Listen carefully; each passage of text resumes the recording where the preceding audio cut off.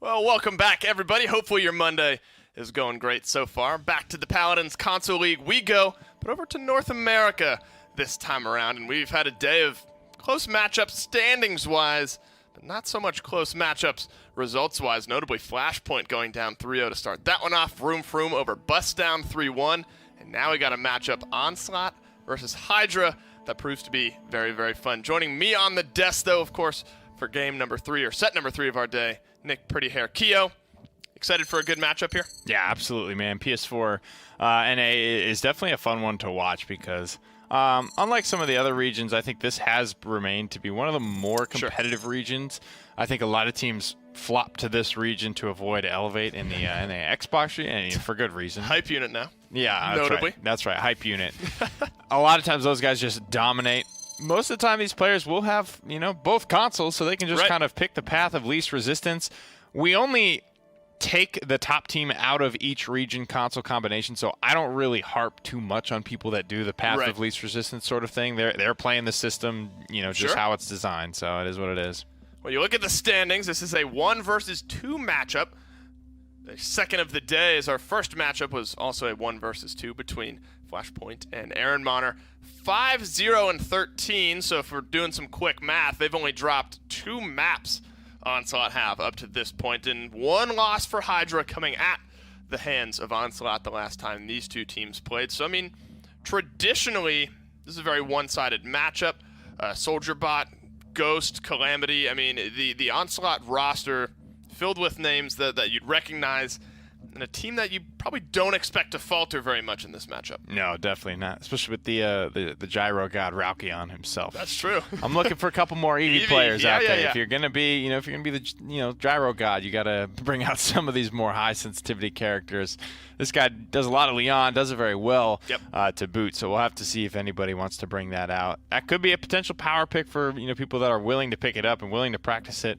Our homie Blue lets me know that Quix plays on 10-10-10 sensitivity. He's maxed out. It's completely, top of the boards for everything, and that's what it takes to be a top-tier Eevee god. Well, Nick hopes for some more Eevee. I hope the same. Kind of map-dependent, though, so let's see what maps are banned out. Maybe some Eevee-centric maps. Ice Mines, Warder's Gate, both taken away here.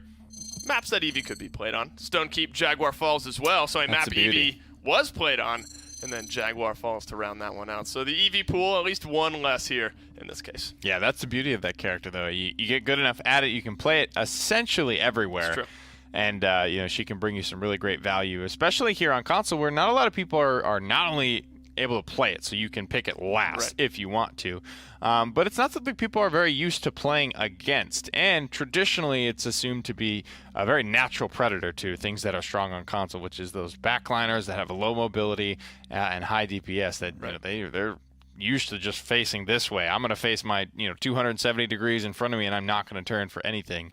So a character that's constantly every 4 seconds blinking over and behind you can be problematic, to say the least. Up, down, left, right, those are certainly directions that you don't want to have to look all the time, but Eevee makes you do it. Map number 1, Waits in the Wings. Timber Mill it is. So, I mean, if we want to continue the Eevee thread, I mean, certainly can see it here. Snipers, though, come to mind.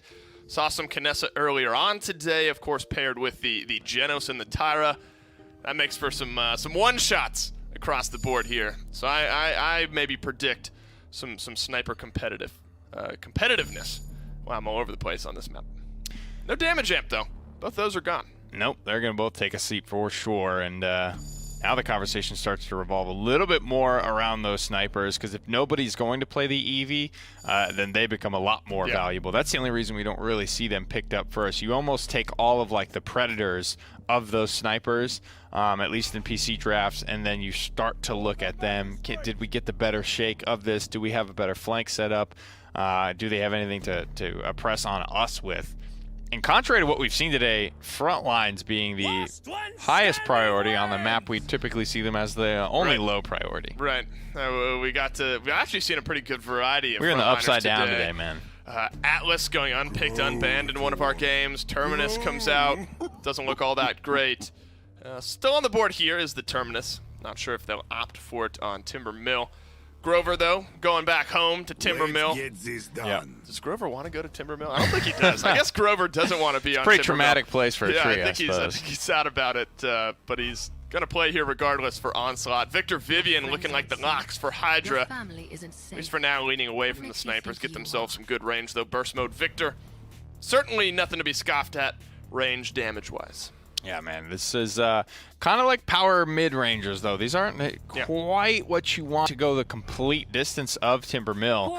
And right now, Onslaught don't have anything in that line of thinking either. You know, Leon is maybe likely if they want to be able to have something long range, but be able to also kind of mid-range with it as well. Nobody jumping at the bit to grab those snipers just yet. A severe lack of Maeve today all around. If you can play this character well, man, she's a beast. Yeah, one of the strongest champions, certainly in the Premier League as of this moment. You see the 8% pick rate, 67% win rate, though. So, I mean, if you can pick it, you can play it. Things will be looking good. And Onslaught's a team that I trust can certainly do well on the Maeve. Furia locked in here for Hydra. So I cycle back a little bit of damage amp with Inflame up. Inara rounds out that top 5. You're right, though. Power mid-rangers is kind of the way to look at Hydra between Khan, Victor, and Vivian. There's that one specific range they'll be looking to kind of hang out at. And that's on the opposite side. Onslaught definitely has the ability to make them uncomfortable. Cards are on the table for sure. I don't think there's a great way for Hydra to get onto this sniper. Yeah. That's the real conversation for me. If Maeve doesn't even need to kill people, just distract people long enough for this Kinessa to get her angles, start landing some shots, and then everything else should take care of itself.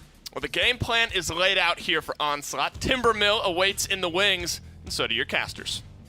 We've got a Dragon versus a Hydra coming in for this one as we move on to Timber Mill. Myself, Gormizer, and Kresnik joining me on the call for this one. This is going to be a fun one.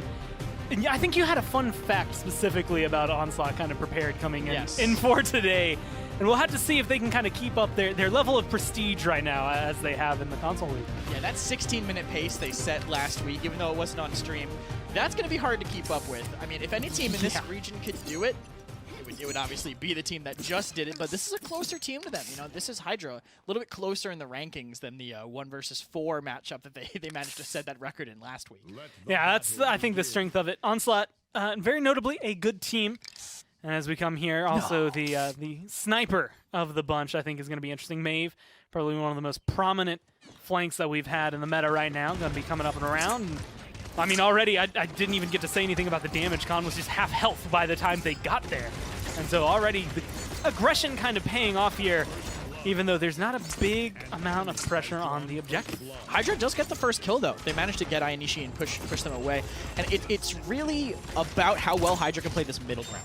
You can't go any further or further back because of the sniper. You can't really get away with that. Maybe a little bit of an overstep by Mew Mew, so she managed to pick that off. But actually, yeah, another pick, onto the point tank by them. So they weren't playing the mid ground as well as they could have. They needed to kind of protect themselves a little bit more. They have to stay out of these sight lines while still applying damage and pressure to the point. Ghost over here on the sniper. Probably one of the most prominent, I want to say, like DPS players. I feel like we've gotten to see him flourish through the history of not only console league, but then if you go back to, console series as well, as it was formerly known. He's just been around for a long time and has been able to kind of grow and join bigger teams because of that. Now you're seeing this Kinessa performance maybe reflected so far. A lot of damage coming down. Ralkion with a couple of kills to his name, looking for a third one here onto the Furia. A couple more daggers going to afford him a triple. Nice quadra kill as he turns around, finds the last hits he needs, and cleans up Hydra, keeping themselves clean and in control at this point. Just too much of a stall from Hydra. They were just all sitting in that one room and let Ralkion surround them and find all those kills. The Gyro Lord playing that Maeve and managing to hit all the daggers that he needs to. Looks like a pause here. We'll settle in for the push. And they were taking pretty decent positioning. I think they had the Ashe under there, going to be able to shoot up to that high ground really soon. And that Victor's not going to be able to free fire the way that he needs to. And that's, I think, the biggest thing coming into this. Normally we see this as a range battle. Sniper v. Sniper is always a big conversation, flank v. flank. There is no flank to match Maeve, so they have to rely on kind of the Vivian-Victor combo to hold her back. But then you have the sniper. Like, they don't have the positioning to fight the sniper, and they don't have the flank to fight the flank. How do they stop kind of, the onslaught of Onslaught? You just got to play out of the sight lines and focus down the right targets. It's kind of the answer to it, but if they're going to do this, it's going to be real tough. All the pressure from Swarm Sheet, Assert Dominates up to the top, and the first pick goes to Onslaught as well. Just being able to find this. Gonna end up trading that one out. They lose their Grover. They trade out the Furia. So far, 2 for 1. Gonna definitely favor Hydra since they have the respawn proximity. And well, right now they have the high ground. Still, you lose King Business. And Wadak just kind of in this awkward position of, what do I do? How do I get in here? What, do I fight? Do I not fight? Unfortunately for him, there was no right option. Try to back away, they chase you down, try to go in, they burn you down. And as of right now, Onslaught, 1.5 minutes left, they're walking up the ramp to potentially convert this, and they don't have enough time on Hydra to be able to get there and stop it. Definitely the worst place for Hydra to have to be at that point. I mean, once you're stuck in that door, it's such long sight lines, they can take such good positions that you're really not going to be able to walk out whatsoever. So good on Onslaught for this push. This on mid specifically, Hydra just stalled themselves out so much. They just gave this to Ralkion, honestly. Yeah. Very, very few maps that I can think of like have as big of a distance and between spawn and your, I guess, conversion point on your side. Maps like Stone Keep do have it, but Fish Market and Timber Mill, you don't really get the best line of sight when you walk out there. Like you're either, in this case, you walk out, it's wide open, so if you walk out one side, you're just going to get sniped. If you walk out the other, you can't see the payload. Whereas, you know, Fish Market, you walk out to a tree. So either way, you're going to have to kind of deal with that. And Hydra, well, unable to, as it came through. Hatsuchibi not able to get any other tiers of Chronos coming through. No secondary items really for anybody on Hydra. As now they're getting pressured out. Only 2 ults available as well. They're going to need to use them and use them well. Onslaught might be able to make something happen, though, because they managed to stall out the Ashe, but they ended up trading out King Business for it as well. Getting Ralkion is huge. That's a lot of mid-ground control, and they get Swarm Sheet, too, so they managed to play this mid-ground pretty effectively. Losing cap time is going to make it a little bit harder, but they are managing to get a little bit of zone on the left. Trying to find any amount of control. Only Barrage used so far. I mean, Sentinels have been popped.